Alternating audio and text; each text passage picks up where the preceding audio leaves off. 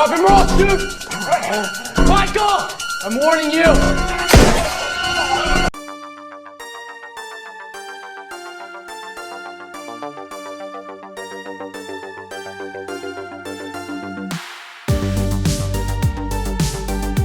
What's up, you guys? Horror Fiend TV. We are back with 3 corners of horror. Tonight's episode is going to be right on time for this spooky season. You know what October brings? That's right, Halloween.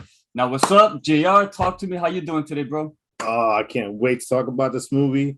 Is this movie good, or is it just another butchery of a Halloween film? How about you, Joe? How you doing? Hey, glad you guys are joining us again. Welcome back. So yeah, we're gonna talk about Halloween Kills. I think this is gonna be one of those where you're gonna hear our thoughts on. It might not be all that good, but it still might be good. Well, and I'm Ricky Grimes. Today, here we go. Let's get to it. So the film begins exactly where the 2018 version ended.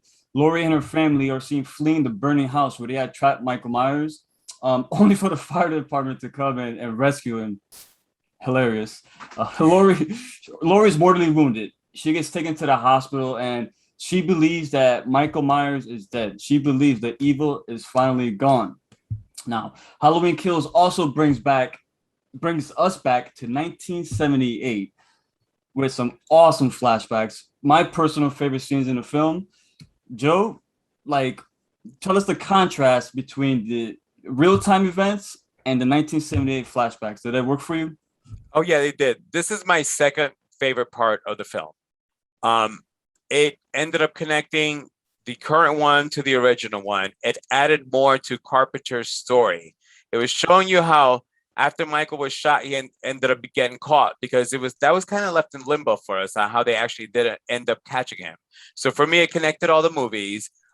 It did a great job on continuity, because if you had noticed, as this one started on, Marcus and Vanessa, who were the parents of the little boy that Vicky was babysitting in 2018, were part of this film. So and the directors, the writers part, the continuity was great between the 1978 and current, not just with the Michael, but with the continuity from 2018 to this new movie. Absolutely. What's up? So, JR, what do you think about that? They showed Dr. Loomis. I mean, come on. That was awesome to show Dr. Loomis. I mean, it played very well going between the current and the flashbacks. I mean, it introduced, it gave us a story of Deputy Hawkins when he was young, how he missed on killing Michael. And they go to the house, Michael's house. And now it's going to be a foreshadowing, something I'm going to talk about later on. But the fact that the cop got killed looking out the window, and this window will play a reoccurring theme in this film. But I mean, I kind of liked it because it did show him getting captured. And just the fact that it's Dr. Loomis. I mean, come on, how can you not like Dr. Loomis? And that was awesome. It was great to see him in there. Did you know how they did that? No. I think they used a different actor and they did that whole. Well, you know why I love it so much? And I'm glad you brought it up. It's not CGI. It's an actor who looks like Donald Pleasance, and they added prosthetics to him.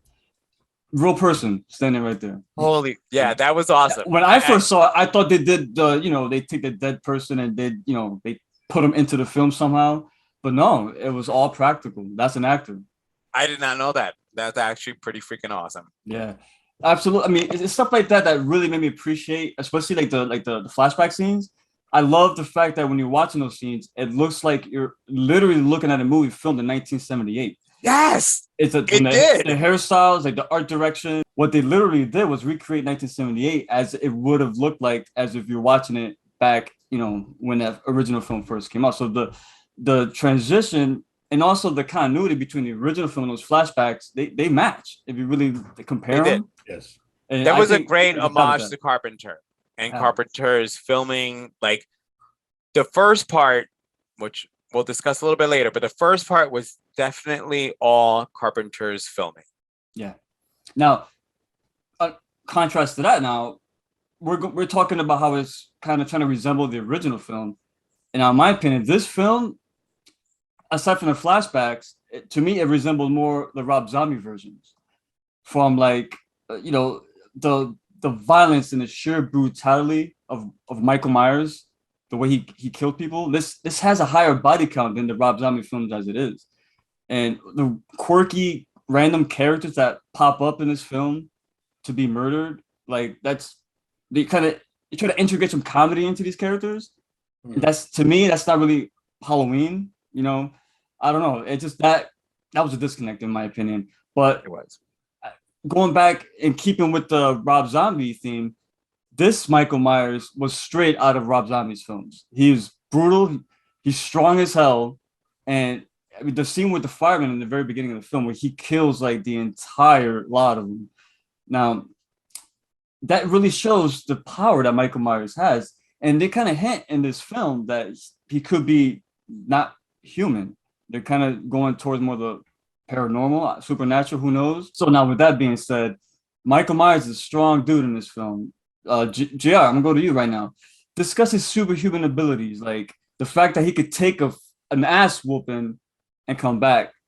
See, you mentioned Rob Zombie. I'm going to go back a little further. It kind of remind me of a storyline that they did at the end of Halloween 5, where Michael Myers was trapped in jail, and we get a man in black that comes to rescue him. Now, when 6 comes around, it mentions that Michael is kind of part of this cult called the Cult of Thorns.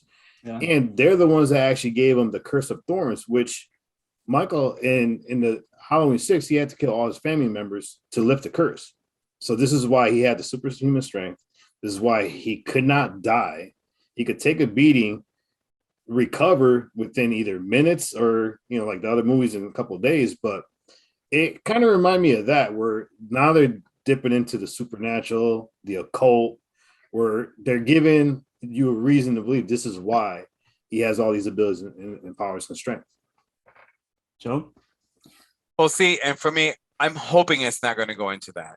Yeah. Honestly, listen, if we're going to build off Carpenter didn't go into this being supernatural. This was just a serial killer. So for me, the way I look at it is, and this is kind of, for most people, it's going off what you see in movies and TVs.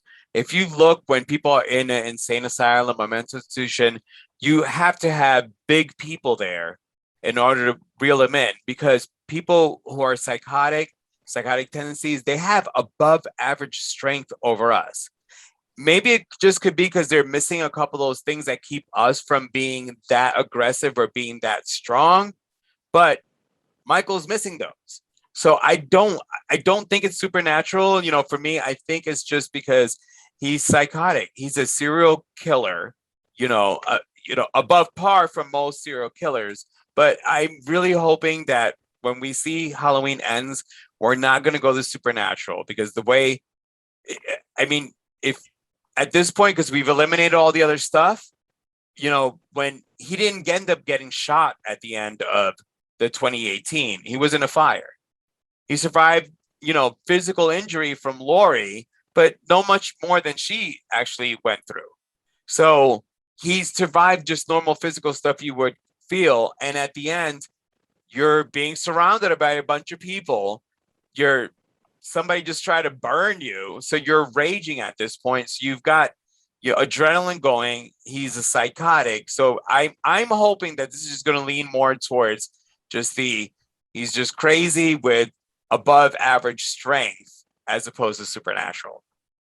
Yeah, I agree 100%. I hope they don't go that route. What makes Michael Myers so unique is he's not Jason. Like this is a guy who, even if you look at the first Halloween film, yes, there is a bit of a body count for them, but there's no blood whatsoever. The film was centered around this guy who was the Shape, and that's what's scary about him. The Shape. Everybody knows him as Michael Myers, but he's the Shape. He's the Shape. Well, and before I watched Halloween Kills, I ended up doing Halloween 2018.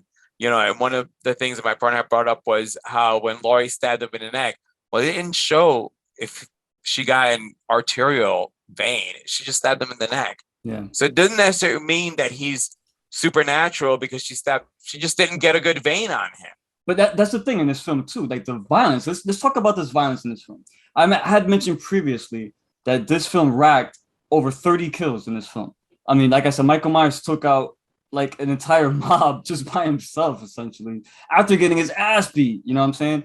So, JR, the violence in this film, discuss the body count and the violence. Do you think this film was better served to be more subtle in the violence, like the original films, or do you like more like the more hardcore, let's just turn him into Jason and let's just get all these elaborate kills on screen?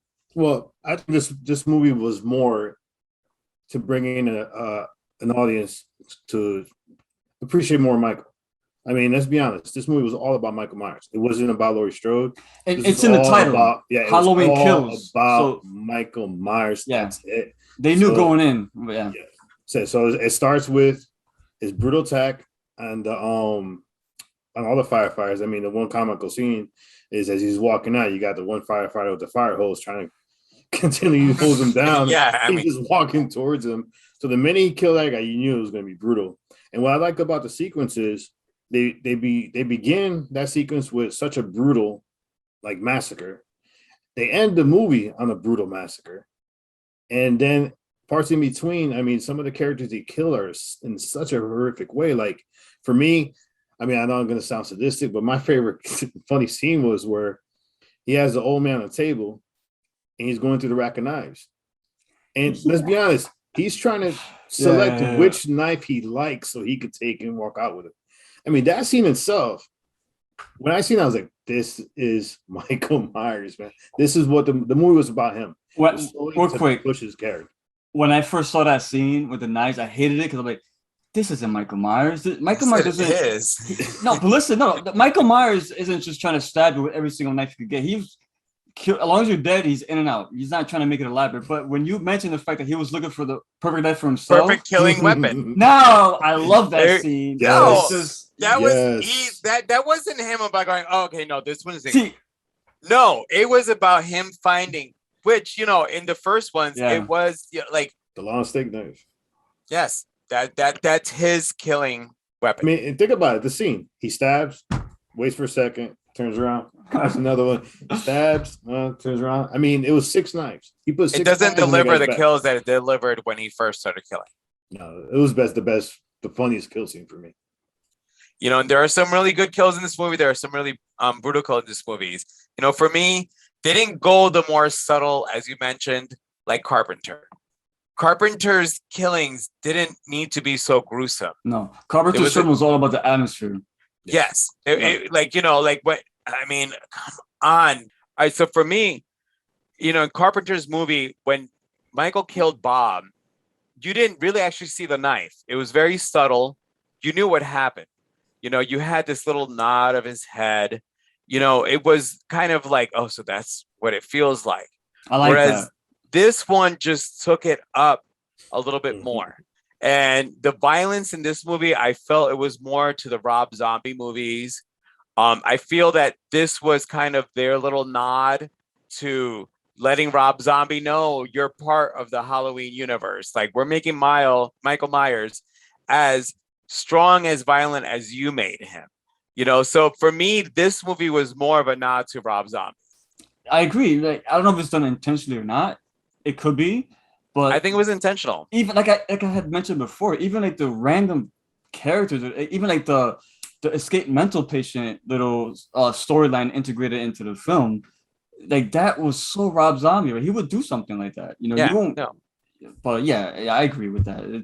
I like it. I mean, I did like aspects of it. Now, as we all know, Michael Myers was always portrayed as the monster in this franchise. Now, one thing this movie did was it showed how Michael Myers, without really doing much, his violence, his aura can spread very easily to everyone else. Hence, they created a mob essentially to go after Michael Myers. Joe, discuss the negative impact that Michael had on the entire town of Haddonfield. So this was my least favorite part of the movie. Yeah. I am not even going to lie. You know, I'm all about parts and scenes that take you out of the movie. And this, for me, was it. You know, for me, the town's reaction was too much. Mm-hmm. You know, in Halloween 4, and yes, I know we are taking all these other movies out of there. The town's reaction was a nod to Halloween 4. You know, but however, when the town folk were driving around on their trucks, you know, they were not crazy, they were not bloodlust. Whereas this was elevated, you know, and it leads to one of my least favorite parts of this fucking movie, because no horror movie needs a tagline. We don't need to have a chant. We don't need to have a fucking phrase for a horror movie. So anybody who writes horror movies, please do not do this again. But for hearing Evil Dies Tonight, that was bad. Repeated so much to ad nauseum, it made me start hating the film. Mm-hmm. It was corny. And also, because you mentioned him, I noticed the little nod to cancel culture in there, you know, with the character of Lance Tovilli, thinking that that was Michael Myers in the town, getting it wrong and going after him, leading into him killing himself. You know, we don't need social stuff in our movies. You can put him in there, but you know what? George Romero put in Night of the Living Dead about racism, and he wasn't blatant. We didn't know about that until years later that he did that. Way ahead of his time. Right. So this movie, for me, it was just putting it in there. And now another part, you know, I appreciate the inclusion of gay characters in a movie. You know, I'm part of that community, you know, but Junior, like, what do you think about Big John and Little John? See, this is the problem I had. And there's a lot of problems in this film. As far as, like, I'll get to the Big John, Little John in a second. But for me, let's be honest. This film had two main characters. You have Michael Myers on one side, this guy here, and the town. Laurie Strode was not a main character in this film. She was just a presence that was slightly felt. So the minute they throw that bar scene, there was no need for that bar scene. You could have went from what happened with the firefighters to the hospital, and it would have been better continuity. You did not need that bar scene. You didn't, that was so dumb. Now, to go back to the Big John, Little John character, here you have a gay couple who they're cliched. You have the masculine guy, Big John. Then you have Little John, which, I mean, come on, Michael McDonald, Stewart, who doesn't like Stewart? Look what I can do. But was it Little John bigger than Big John though? Right. So they played they switched the names around. It's the irony. Yeah. You know, now for another thing, as you mentioned, who's not going to get past going, look what I can do as you're watching this movie? Now, this is the problem I have with the two characters again, is you had the character Big John playing the tough guy, playing the masculine guy who liked to pick on kids and remind kids of whose house they lived in. So when he gets killed, it's brutal. I mean, it is a brutal death. I mean, Michael didn't use he stabbed him in the side and literally gouged his eyes out. Now, Little John, he goes looking around. So where does he find Michael? I said this earlier, looking out the same window where the cop was killed before, where Loomis looked in the original Halloween. So he sees Michael Myers, and what he says, Michael, you came home. Now, let me remind you, this movie showed when Michael got to somebody, he killed him, and you saw it. Why was Little John's death not seen? You only heard it. I mean, what do you guys think? Why was the reason he was the one character that you only heard his scream? Because he was effeminate. His character was the effeminate gay character. And that's why when you include our community in a movie, it's great. However, don't make us look like we're just wimps, and Little John, he was killed brutally, but even he himself didn't fight back as hard. So for me, you included the community and you still made him look weak. So when you didn't show the death of Little John, he was the effeminate character, so basically he gave in. He let himself get killed, and I was so annoyed with this part. I appreciate what the writers have done with all the social stuff you want to include in here. But, you included two characters, and basically you still showed him kind of being weak. And I horror movies are what's going to get me through being in a situation like this.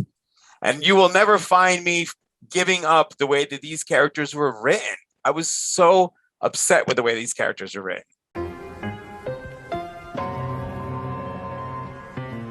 The goblins will get you if you don't watch out. They take you and shake you until you shout. Stop, look, and listen. It's Halloween. Okay, so far we've gotten pretty in-depth into this film. Now, one thing we haven't touched upon yet, the main character, Laurie Strode, and her family. Of course, we got her daughter and her granddaughter in this film as well, continuing the storyline from the first film. Now, this is going to be this is kind of where it's a mixed bag for a lot of people. Now, Laurie wasn't really in this movie much, which I don't mind it. That don't bother me because she had a pretty bad wound. The fact they kept her subdued in a way is okay with me, but the fact that they also gave most of the screen time to the other characters in her family, it's a mixed bag in that sense. JR, like, talk to me about Laurie, her daughter, her granddaughter, man. What's up? All right, like you were saying, I mean, Laurie definitely wasn't a factor in the film. I mean, I think she was like a secondary, third character in this film. You almost feel like they should have passed the torch to Karen, but for some reason they gave it to Allison. Now, let me tell you, I watch a lot of horror movies. There's characters I hate, there's characters I don't like, but I've never watched a movie where I literally want one character killed off so quickly. I mean, I wanted her to have the most brutal death because her character was just the worst. She was weak and pathetic in 2018, and all of a sudden here she goes. Where is she trying to be Laurie Strode? Did they put Laurie? Did they like bench Laurie Strode? Like, all right, we're gonna make Allison Laurie Strode now. I mean, her whole portrayal, her character just it seemed so flat and so bad to me. I mean, they wanted to make her a badass. It didn't come that way to me. All her scenes were, it felt forced. I mean, and then when she finally confronts Michael, I mean, she falls down the stairs and can't even sell a freaking knee injury. I mean, it was just a lot of things about his character that just drove me crazy. I mean, your grandmother's almost dying, your mother is freaking out, and you're here. Oh, I'm gonna go play the badass guy. I got to go kill Michael because it's my. And I was like, oh my god, man. I mean, why couldn't they just pass it to Karen? Like, it should have been passed to Karen. Like, Karen was supposed to have the torch passed to her. It was forcefully passed on to Allison, and for me, I just think she dropped the knife. Oh, that's a good reference, considering that, That's pretty good. Yeah, it is good. It is really good because, considering that her grandmother dropped the knife and let Michael get away the first time around. For me, Laurie, I've mentioned this along the way as we talked about it. For me, Laurie's character was placed in the same way she was in Halloween 2, where she was in the hospital. However, in Halloween 2, she did a lot more instead of just laying in a bed and giving a bunch of speeches. At least in Halloween 2, Laurie faced Michael. Whereas for this was just Laurie basically just laying in bed. As you said, she was hurt. So we're going to keep it more realistic. Yes, maybe she should not get up and all of a sudden go after him. But, that's kind of where she was relegated to, was just in bed.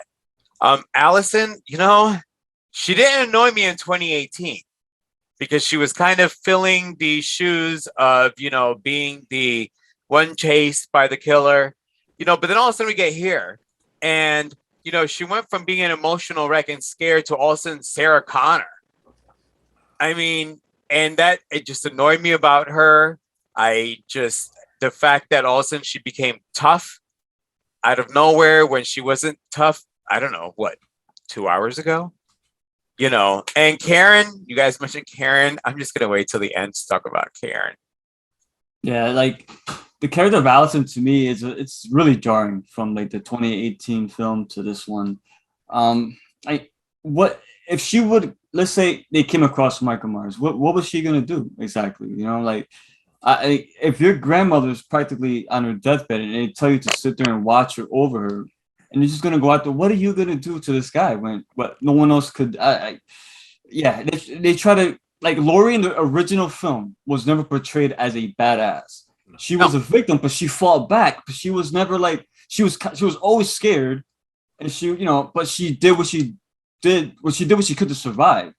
Allison was never portrayed as scared. She was portrayed as, like you mentioned, Sarah Connor, and I think that's where that's the line right there. Like, okay, it went from one from here to here. Yes, with no actual middle point, because it made no sense. It made no sense if you would have kept her character kind of going. Because again, if Michael came after me, the last thing I'm going to do is go after him.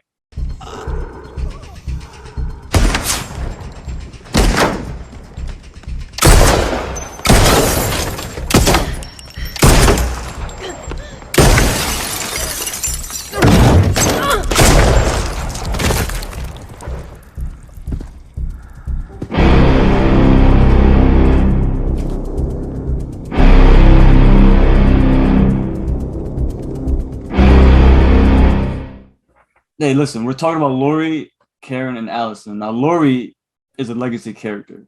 This film brought back a lot more legacy characters from the original film. A lot. And I'm just gonna point this one out. I was more happy for Charles Cypher's character, Officer Brackett, to come back than anyone else. I love Charles Cypher. If you watch any Carpenter movie from like the 70s to like the 80s, he's in every single movie. Now, Joe, tell us, these legacy characters. This is my second favorite part of the film, is the legacy characters. I watched The Housewives of Beverly Hills. Yes. And actually, when I tell people that I watch it and they tell me they watch it, the second thing I'm going to say is, did you know that Kyle Richards was Lindsay in Halloween? Like, for me, she's not just this character on a reality housewives. She's the child in this movie that I grew up loving. So bringing her back and just seeing her on screen, I'm so glad they brought her back. And that's my God. I mean, I literally, and at first, I should be honest, I went into this kind of like watching it with, when you watch I Still Know What You Did Last Summer, where you wanted Brandy's character to get killed. I didn't want that for this movie. I wanted, when I saw Lindsay, I'm like, oh my God, I don't want her to die. So seeing her on there, she got some great screen time, but one of the best scenes in her being shown, Rick, is that little nod to Halloween 3 when she walks up to the kids. Yeah. You did catch that, didn't you? Yep, of course. If you don't know Halloween 3, and you know me, I love Halloween 3. It's so maligned, but I don't understand the hate just because Michael Myers is in it. I hate that, but I digress. Halloween 3 gave us those iconic silver shamrock masks. And when I see the witch, the pumpkin and the skeleton, oh my God. And they did it so perfectly too. When they put it on the victims' heads and the blood dripping off of them and stuff, they couldn't have done that any better, in my opinion. It wasn't like right in your face, but it was there. So the fans that love Halloween 3, they're gonna see that and they're gonna appreciate that. That was awesome. As soon as they show that, I'm like, oh, Rick's gonna love this. Yes. Rick's gonna love this. Yes.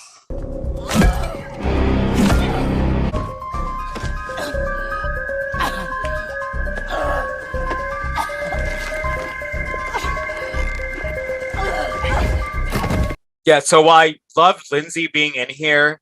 The one character I appreciate them wanting to throw in a little legacy character was the character of Lonnie.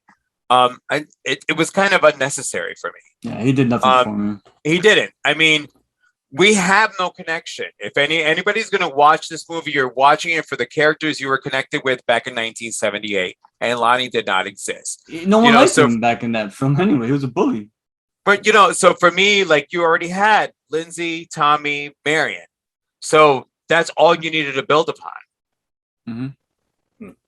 I mean, for me, you had 2 hit and miss characters. I mean, I love seeing Nancy Stevens reprise her role as Nurse Marion Chambers. I mean, everybody remembers her as the nurse who was driving Dr. Loomis to the asylum.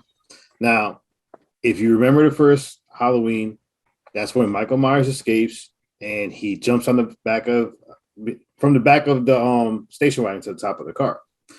Lo and behold, she meets that same face, same irony, where Michael Myers jumps on the car, same reminiscent in the original, and every move he did to try to get to her was the copycat of the original. The only difference is he got her this time. Now, the one character, look, I like Anthony Michael Hall, but in this movie, John Carpenter, you should have brought Paul Rudd because he played Tommy in Halloween 6. Should have been Agreed. It would have been better being him. Now, this is where Anthony Michael Hall's character gets me. Now, to sit there and have one facial expression the whole film, I mean, that just killed me. The whole time, he has this anger to look. Now, you're suffering PTSD from having experienced Michael Myers firsthand. Here you have the now Tommy, really no PTSD. The only purpose of his character was to be the driving force to drive the town crazy. Evil died. I mean, he just his whole character just bothered me. I mean, if you have PTSD, you're not going to sit there and be at a bar. Obviously, from what I took of it, almost every Halloween tells a story of the boogeyman of Haddonfield. And come on, his character was so unnecessary, it was so forced. Every action he did was, I mean, he caused the guy to commit suicide, and he goes, "I messed up." Same facial expression. I messed up. You know what really made me hate his character? I'm sorry to jump in, but Okay.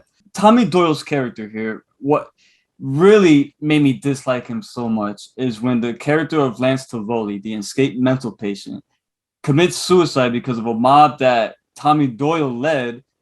And when he's looking at this guy splattered on the ground, he actually says, well, I don't know, it could be Michael Myers. We never saw his face. Like, this guy is short, fat, and like, come on, man. Yes. Oh my, horrible. Oh my God. I hated him.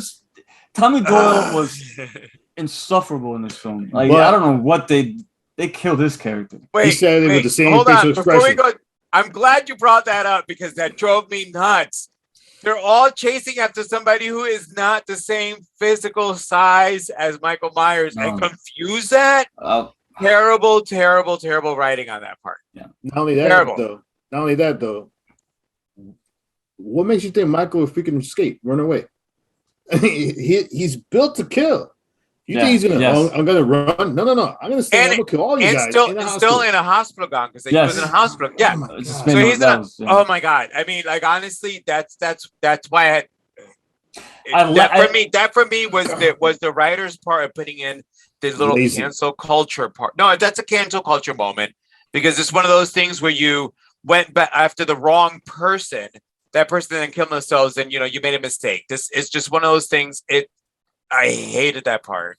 Even who was the guy who was playing he was the nurse, right?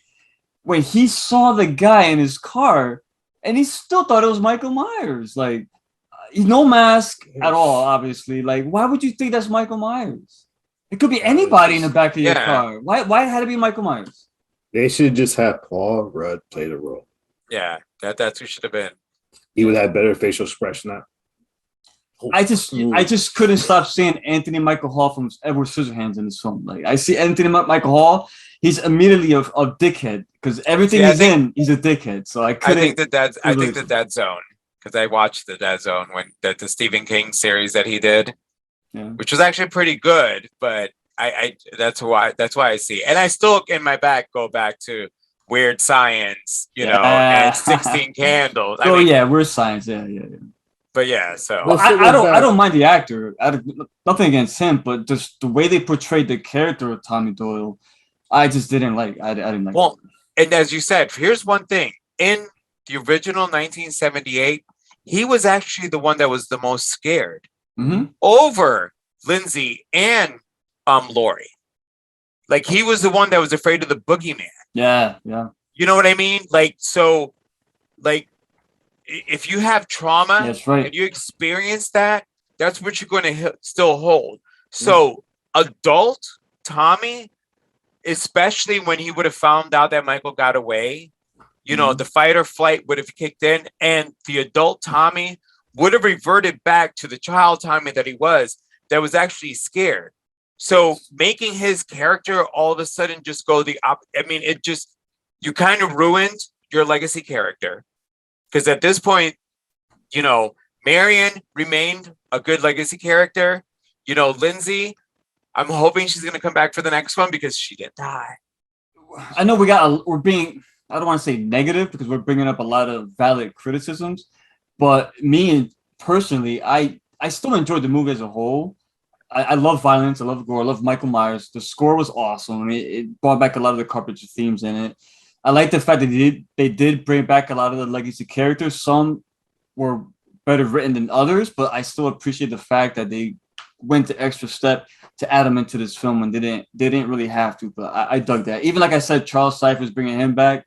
Brackett, they didn't have to do it, but they did it, you know. And well, I mean, with the exception of Lindsay, I think they all were killed off, right? Like all the legacy characters. Like, wow. That's why I'm hoping that you're gonna still get to see, because Lindsay's in the hospital with Laurie right now. Well, going to that though, like he killed a lot of people, including he killed Karen. He killed Karen.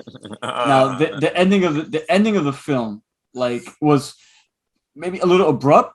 Who knows? Depending on how you see it. GR, what did you take out of the ending? Did it satisfy you, or did it leave you kind of like, damn, they're really gonna tease us like this, make us wait, you know? So how'd you find it? I would say this is the thing I like about the ending is you did have Karen come in, step up, and play the Laurie role and not only stab Michael in the back, but take his mask and lead him into a trap. Now, when I seen the whole mob there, I'll be honest, I was like, wow, that's it for Michael. I mean, I did like that scene. If you didn't know that there was going to be another part to this, you'd be like, all right, that's it. Michael's done for. They shot him and they stabbed him. They bashed his head with a bat. I'll be honest, I was so happy when he killed Tommy. Yeah. Oh yeah. But they didn't go back to the house. This is the only thing that kind of irked me a little bit. You have all these cop cars in this house. It's a crime scene, and I mean it's Michael Myers, but he basically goes in anyways. Here you have Karen once again where she's at. I'm gonna go back to it. The same window. This window was played over and over and over again, and you would figure she heard the stories of Michael looking out the window. That's the last place you're gonna want to go. So she goes up there to like, you know, I killed Michael. And then when she turns around, he's there. Now, what I liked about it is the way he killed her was almost reminiscent to the way he killed his sister. The same stabbing motions, her same reaction, blocking with the hands. So it was almost, in his mind, I felt like it replayed it that he's killing his sister over again. And I did not like that she got killed. I felt like, once again, Allison should have gotten killed. Because Allison, the whole scene with her trying to confront him was just bad. Her boyfriend, for the big tough guy he is, I mean, the guy yelled and then just got brutalized by Michael, which he got fucked. Yeah, he did. And the funny part was when she's there, why don't you come get me? He goes down the stairs. And here's Cameron's head. He snaps his neck, turns back around. All right, let me. I see that. I'm out of it, bro. I'm not gonna try to fight this dude. But, no, right. And then what she did, she tried to stab him. It was. I mean, God, I wish she would have just died. But for me, I do like the way they kind of segue to you're thinking like, all right, Michael's done for. Now all of a sudden he just massacres everybody. Unfortunately, he kills Karen. And where does he end up? On the window, looking out the window, and it's basically admiring everything he's done. Listen, for me, Michael killing Karen, it killed me. I loved the Karen character in the Halloween 2018. I started out not liking her character, and then right at the end, you know, I just loved her character, and it killed me. It hurt me to see her die. But I knew how can you not like Judy Greer? I love her. She's great. I mean, she's a great, serious, comedic, and everything. But oh my God, you know, when that scene happened, I screamed. Like, I'm not gonna do it right now to blow our. I screamed no when that happened. But going into this movie, I knew that one of the final three had to die. You know, I was hoping it was gonna be Allison. Let it be Allison, like you said, JR. Let it be, you know, Karen to take over. You know, but I think if we're all gonna be foolish in not knowing that at the end of this, Allison's going to continue on with some Halloween spinoffs from here. The thing is, her death is actually going to be what's going to push Laurie more That's why they did into going to kill Michael. Yes. Because if it would have been Allison, no, we all hate Allison. not the same impact. Yeah. It's not the same impact. And I get it. And that's why before I watched this movie, I told Adam, I'm like, one of them is going to die. I actually thought it was going to be Laurie. I thought Laurie was going to die with now you having Karen going into the Laurie's role, you know, and so I thought that in this movie you were going to actually see Laurie die. So yeah, that scene, I mean, Strangers is, you know, has one of my most scariest scenes. That scene with Karen dying for me, and it's been years that I can actually say seeing a character, somebody die in a movie, like just fucking kill me. Like just killing her was just so harsh, but it needed to happen for us to get Halloween Ends. Real quick, before we wrap this up, keep it brief. JR, what was your favorite kill in this film? I go back to the old guy being laid on top of the table and Michael picking his knife. That for me is my favorite kill. Joe? It was Karen. It was actually Karen. Karen was my favorite one. As much as I hated it, only because you don't have any emotional ties to a character in the movie. And seeing a character that you actually have an emotional tie to die, it just it makes you kind of feel like just what exactly you're facing. Yeah. You know, they like all these other people that got killed meant nothing to you. Mm-hmm. Karen dying, that's like that's a hard part. Cameron didn't mean nothing to you? Come on, bro. That too. No, yeah, Cameron should have died in the first one. I'm gonna go with JR. The knife scene. I hated it at first because it was so out of character, but after he explained to me exactly what was going on, that's brilliant. Like, I'm sorry, it's cool. That's my favorite scene. So yeah, so all right, let's go. We're gonna do our closing thoughts. Rate the film, guys, 1 to 5. Joe, Mr. Halloween here. What is your score on Halloween Kills? All right, so I'm even gonna hate to say this. This is gonna get a 3 from me. I mean, and 3 sounds still favorable, but any Halloween movie would have gotten a 4 or 4.5, almost a 5. Halloween actually getting a 5. You rated Malignant higher than Halloween Kills. Interesting. Yeah. That's why like I said, for me, it didn't. The only thing it added for me was the continuity and the story of Michael Myers and Laurie Strode. Yeah. All right, for me, I'm kind of going to give a low rating too. As far as a Michael Myers fan, it elevated Michael Myers himself. He doesn't get a knock on his character whatsoever in this film. For me, he's still a man. He's still awesome. The rest of the movie, it was like one of those filler episodes you see on the regular show. For me, it brought nothing as far as storyline. And I'm going to give it a 3 out of 5 as well. I mean, I just kill Allison, please. Yes. I'm going to be a little bit more forgiving. I'm going to go 3.5 out of 5. I enjoyed it. That's what it boils down to. But I agree. There's so much stupid stuff in this film that it weighs it down. You know, I hope for the last film, they kind of understand like those negatives that a lot of people are complaining about, and they just take it out of this film completely. Just keep it between Laurie and Michael, and that's it. Just do a horror movie. What I'm afraid of Allison's going to be the forefront. That's what I'm afraid of. I'm telling you, this movie, this is all leading into.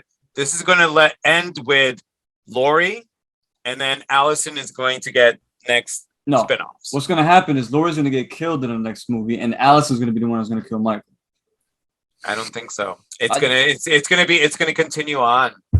Well, anyway, let's see. You know, who knows? But yeah, 3.5. I enjoyed it. It could have been better. A lot of distracting stuff in this film, but the highs were highs, the lows were lows. you know, I'm just grateful we do have another Halloween film in 2021. All right, so Joe, let us know what's going to be next on Horror Fiend TV. Hey, join us next time because we're going to be going back to the woods, into the cabin, into the woods. And special treat for you guys. I mean, we talked about Halloween Kills. For October 30th, we will be dropping a special edition, Three Corners of Horror, where we look into Halloween. Original, 2018. So, hey, you want to know our thoughts? You want to know our thoughts about what we think we could make this movies better? Just watch this October 30th, special edition, Three Corners of Horror, Halloween. Awesome, guys. Join us next week. Please like this video, smash the subscribe button, and come back for more Horror Fiend TV. I'm Ricky Grimes, that's JR, that's Joe, and this is Horror Fiend TV, Three Corners of Horror. We'll see you guys next week. Peace. Hello! What the hell are you doing?